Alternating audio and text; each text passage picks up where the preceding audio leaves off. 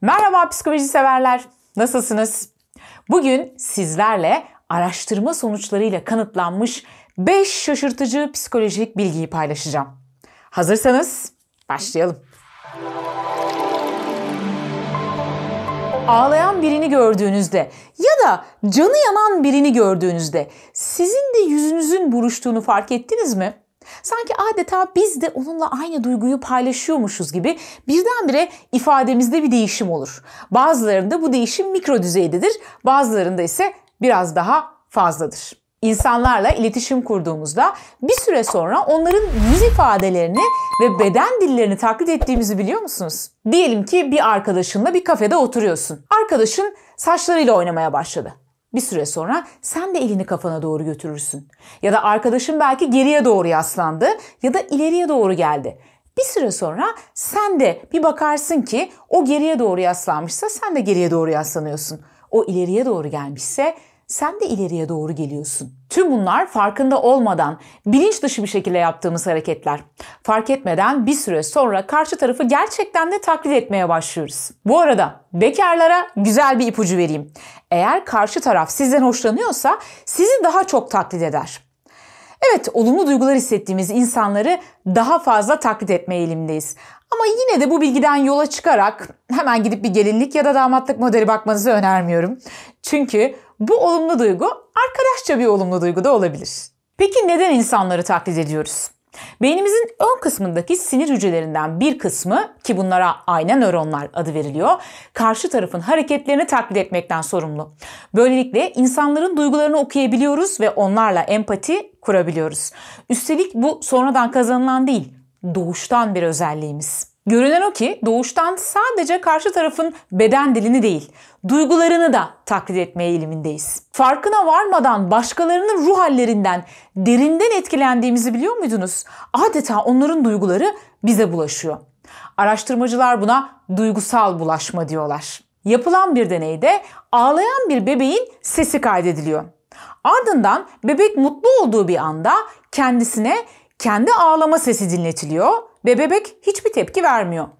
Fakat aynı bebeğe yine mutlu olduğu bir anda başka bir bebeğin ağlama sesi dinletildiğinde bebek bir süre sonra ağlamaya başlıyor.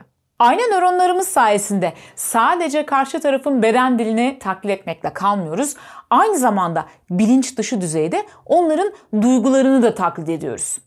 Yale Üniversitesi'nde yapılan bir araştırmada tek bir negatif, tembel ve saldırgan bir kişinin dahi nötr kişilerden oluşan bir grupta grubun genel mutluluk ve başarı düzeyini aşağıya doğru çektiğini gösteriyor. Yani tek bir negatif bütün grubu bozmaya yetiyor. Aynı şekilde nötr kişilerden oluşan bir grupta tek bir pozitif dahi grubun genel mutluluk ve başarı düzeyini yukarıya doğru çıkartabiliyordu. Peki grubun içerisinde hem pozitifler hem de negatifler varsa bu durumda bunlardan hangisi daha fazla duygusal bulaşma yaratacaktır?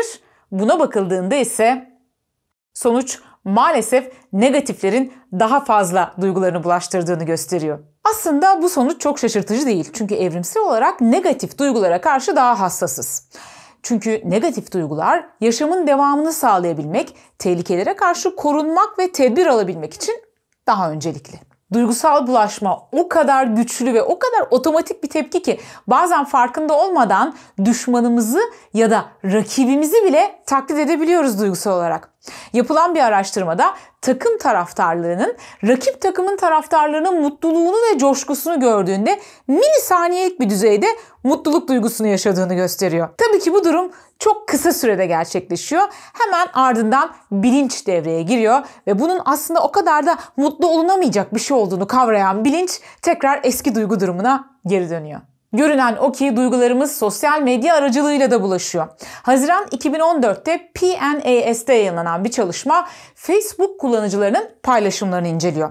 Ve bu çalışmada görülüyor ki ana sayfa akışlarında daha pozitif iletiler, daha pozitif paylaşımlar gören insanların kendileri de daha fazla pozitif paylaşımlar yapma eğilimindeler. Aksine daha iç karartıcı, daha negatif paylaşımlar gören insanlar ise kendileri de yine daha fazla o gün negatif paylaşımlarda bulunuyorlar. Ayrıca yapılan araştırmalar kadınlarda duygusal bulaşmanın daha fazla olduğunu gösteriyor. Yani biz kadınlar diğerlerinin duygularından daha fazla etkilenme eğilimindeyiz. Şaşırdık mı? Hayır. Esas şaşırtıcı bilgi şimdi geliyor. Duygular görünen o ki sadece görülerek değil, koklanarak da bulaşıyor. Hollanda'da Utrecht Üniversitesi'nde gerçekleştirilen bir araştırmada duyguların sadece görerek değil, koklanarak da diğer insanlara bulaşabileceği ispatlanmış. Yapılan araştırmada deneklere daha önceden korku filmi seyretmiş insanların gömlekleri koklatıldığında koklayan kişilerde de korku duygusunun belirdiği görülmüş. Bu noktada kimi ya da neyi kokladığınıza dikkat edin diyorum. Efendim fobiler literatürüne 2010 yılında sanki yeterince fobimiz yokmuş gibi yeni bir fobi daha eklendi. Telefonsuz kalmak ya da telefonunu kaybetme korkusu olarak tanımlanan nomofobi görünen o ki her iki kişiden birinde var. İngiltere Postanesi 2010 yılında YouGov isimli bir araştırma şirketine bir araştırma yaptırıyor ve diyor ki bu telefon sahiplerinin kaygılarını bir inceleyelim. Araştırmanın sonucunda telefon sahiplerinin yaklaşık %53'ünde telefonlarını kaybettiklerinde, kapsama alanı dışında olduklarında, şarjları ya da kontürleri bittiğinde yüksek bir endişe duygusu yaşandığı bulunuyor. 2163 kişi üzerine yapılan bu araştırma bize gösteriyor ki erkeklerin yaklaşık %58'inde, kadınların ise yaklaşık %47'sinde nomofobi var. Amerika'da ise durum daha da beter.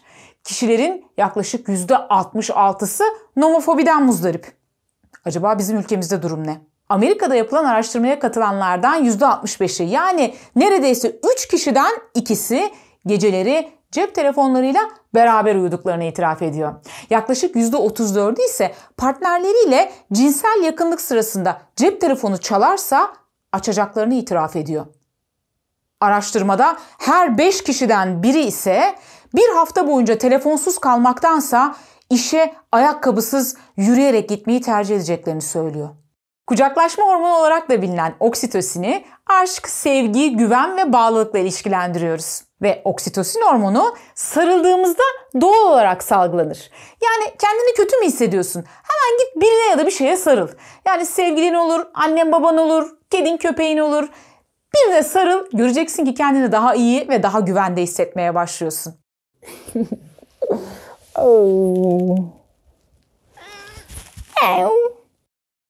Aşık olduğumuzda da yoğun miktarda oksitosin hormonu salgılarız. Ama oksitosin hormonunu en yüksek düzeyde salgıladığımız anlardan bir tanesi doğum anıdır.